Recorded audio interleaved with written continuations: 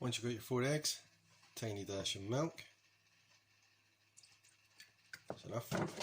Then beat it. And once it's beat, then cut, grate or tear cheese.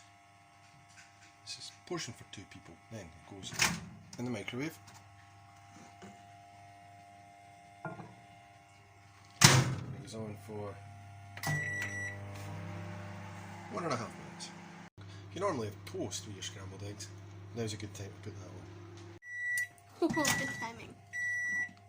Okay, so after 1.5 minutes it should look like that. So what you're going to do is nibble all the wee harder bits at the edges off, just one at a time. You sometimes have to use the fork to stop it from just slipping all over the place.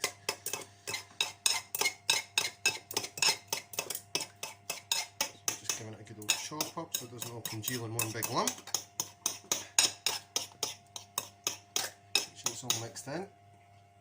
And then back into the microwave for another 1.5 minutes. Okay, so that should be a little bit runny in the middle, and a little bit. If you do the same thing, you get. Did you watch making a YouTube video about scrambled egg? Yeah, you're in it now. So you're pulling it away from the sides and mixing it in.